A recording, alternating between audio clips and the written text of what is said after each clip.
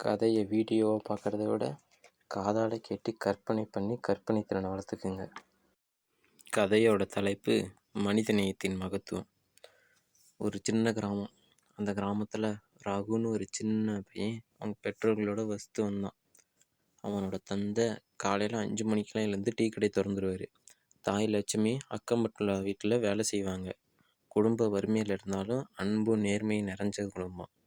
ரகு படிப்பு தான் நம்ம வாழ்க்கையை மாற்றும், கஷ்டம் வந்தாலும் படிப்பை விடாத அப்படின்ட்டு அவங்க அப்பா அடிக்கடி சொல்லுவார். ரகு 10ஆம் வகுப்பில் படித்தான். காலையில் பள்ளி செல்வதுக்கு முன்னாடி தந்தையோட டீ கடைக்கு உதவுவான்.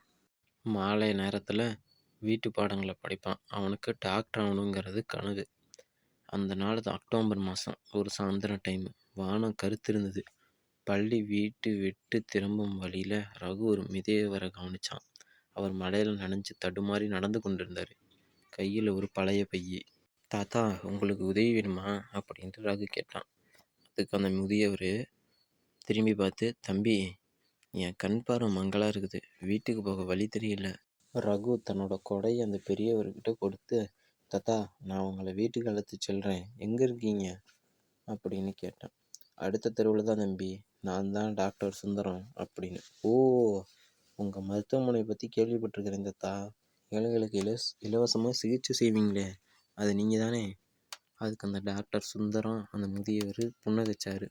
ஆமாம் தம்பி, கண் பார்வை என்பது எல்லோருக்கும் அவசியம். பணம் இல்லாமல் எத்தனையோ பேர் பார்வையை இழக்கிறாங்க அப்படின்ட்டு அவரோட கஷ்ட நஷ்டங்களையும் சொன்னார். ரகு அவரை வீட்டுக்கு அழைத்து சென்றார். வழியில் தன் கனவை பற்றி சொன்னான். நானும் டாக்டர் ஆகணும் தாத்தா, ஆனால் எங்கள் வீட்டு நிலமை, அப்பா டீ கடை நடத்துகிறாரு, அம்மா வீட்டு வேலை செய்கிறாங்க. டாக்டர் சுந்தரம் ரகுவோட வீட்டுக்கு வந்தார். 2-3 நாள் கழித்து ராமனையும் லட்சுமியையும், அதாவது அவங்க அம்மாவையும் அவங்க அப்பாவையும் சந்தித்து அவர்களோட நேர்மையும் கடின உழைப்பையும் அவரை கவர்ந்துச்சு. ரகுவோட படிப்பு செலவு முழுவதையும் நான் ஏற்றுக்கிறேன். ரகு டாக்டர் ஆகணும், அது என் ஆசை அப்படின்ட்டு அவரு சொன்னார். 10 ஆண்டு உருண்டோடிருச்சு. ரகு மருத்துவக் கல்லூரியில் முதல் மாணவனாக தேர்ச்சி பெற்றான். கண் மருத்துவத்தில் சிறப்பு பட்டம் கூட பெற்றான். இன்னைக்கு டாக்டர் சுந்தரத்தோட மருத்துவமனையில் இணை இயக்குனராக பணியாற்றி வருகிறான்.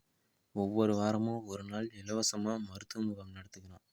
அவனது டீ கடை இன்னைக்கு ஒரு சிறிய உணவகமாக மாறியுள்ளது. பள்ளி மாணவர்களுக்கு இலவச டியூஷன் வகுப்பு நடத்துகிறான்.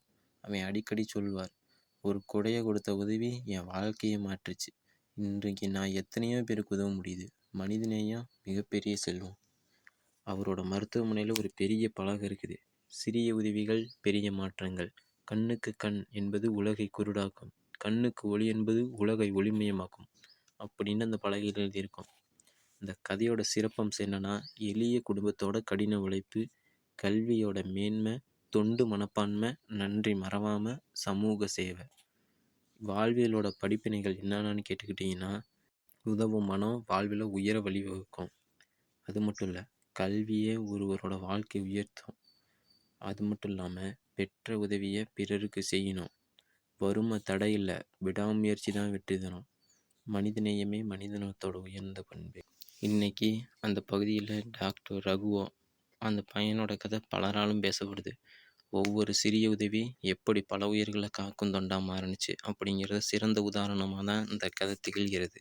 திஸ் வீடியோ ஸ்பான்சர்டு பை பைமோட் ஷாப்பிங் ஆன்லைன்.